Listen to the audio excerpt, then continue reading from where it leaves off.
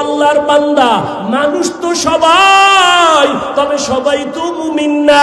মুমিন তো সবাই, সবাই তো আমলওয়ালা না, ইলমওয়ালা না।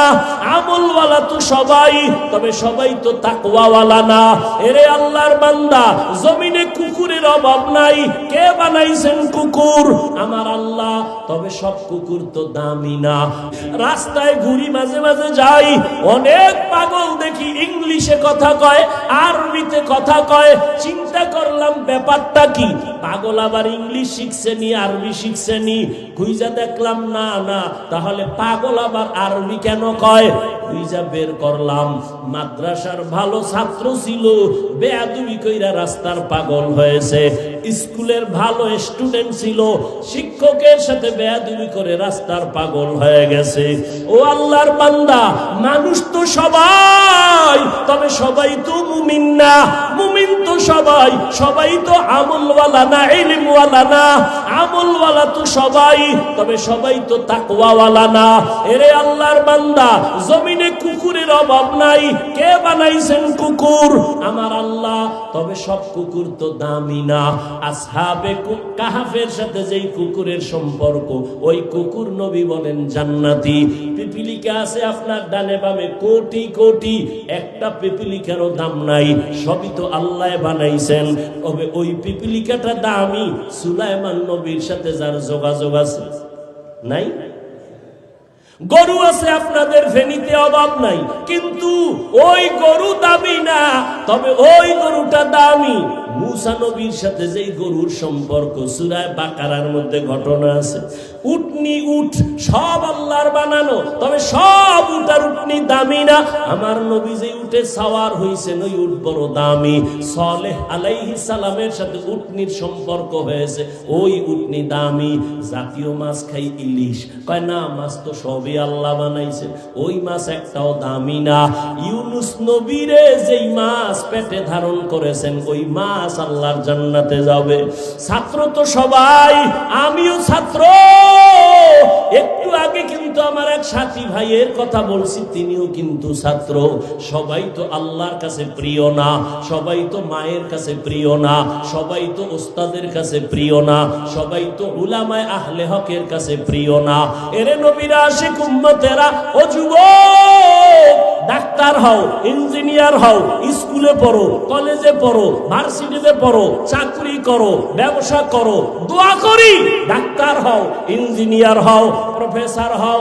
তবে আমার দাবি, বেয়াদব হইও না। মা বাবায় যেন তোমার কথায় কোনোদিন কষ্ট না পায়, শিক্ষক যেন কষ্ট না পায়, উলামায়ে কেরাম যেন কখনো কষ্ট না পায়। যদি কষ্ট দিয়া ডাক্তার হও, লাভ নাই, জোতা খাইয়া তাসলিমার মতো পালাবি। ওই ডাক্তার হইয়া লাভ আছে? কোনো লাভ নাই। ওয়াল্লাযীনা জাহাদু ফীনা লানাহদিয়ান্নাহুম সুবুলানা। আল্লাহকে পাওয়ার জন্য তিনটা ক্লাস। কয়টা? সংক্ষেপে আমি শেষ করতেছি। প্রথম ক্লাসের নাম মুজাহাদা, দ্বিতীয় ক্লাসের নাম মুরাকাবা, তৃতীয় ক্লাসের নাম মুশাহাদা। এটি তরিকার লাইনে, মারেফতের লাইনের ক্লাস। এক নাম্বার ক্লাস মুজাহাদা, অর্থাৎ আল্লাহ পাওয়ার চেষ্টা করা। দ্বিতীয় হলো মুরাকাবা, আল্লাহ পাওয়ার মতো ধ্যান করা, সাধনা করা। এরে আল্লাহর বান্দার, আপনারা জানেন নবীর উপরে কোরআন আছে। 40 বছর বয়সের পরে কোরআন নাজিল শুরু। এবার প্রশ্ন বড় জটিল। আমার নবীর জ্ঞান তো তুলনা নাই। ঈসা নবীরে যদি আল্লাহ শিশু বেলায় কিতাব দেয়, আমার নবীর জ্ঞান কি কম? আমার নবীরে 40-এর পরে দিলেন কেন? এক প্রশ্ন। দ্বিতীয় প্রশ্ন, এই দীর্ঘ 40 বছর নবী করলেন কি?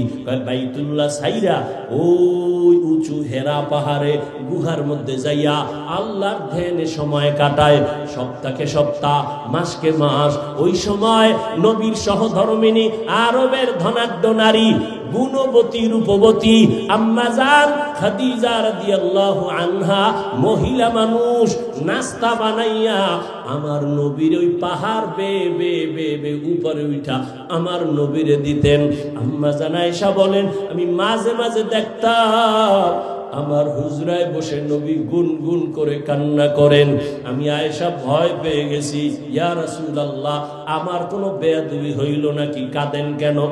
কেন আয়েশা তুমি বেয়াদবি করছো নাকি? কয় না, তবে ভয় লাগে, কারণ 6 বছর বয়সে আপনার সাথে আমার বিয়া হয়েছে, 9 বছর বয়সে আমি আপনার ঘরে আসছি, 18 বছরে আম্মা জানের নবী হারাইছেন, 18 বছর বয়সে নবী চলে গেলেন। হিসাবটা বুঝলে বলেন, আম্মা জান আয়েশা নবীর ঘর করলেন কয় বছর?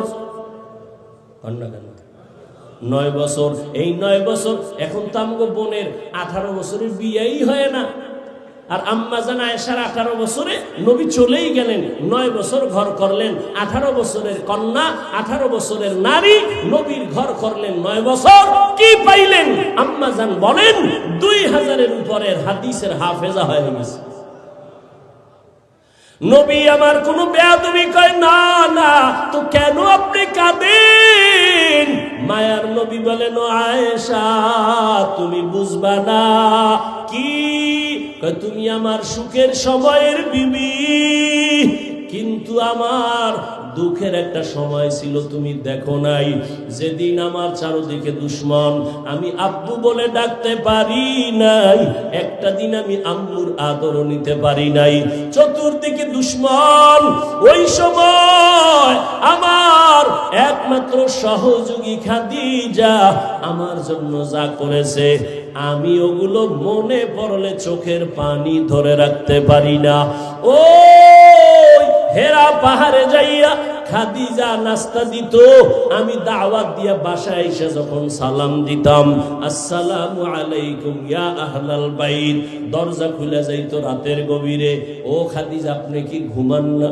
খাদিজা কাঁদেন, ইয়া রাসূলুল্লাহ আমি জানি আপনি বড় এতিম, আপনি মা হারা বড় অসহায়, আজকে যদি আপনার মা থাকতেন আপনাকে বাইরে রাইখা মা ঘুমাইতে পারতেন না, চতুর্দিকে আপনার দুশ্মন, আমি সারা রাত আপনার অপেক্ষায় দাঁড়ায় থাকি।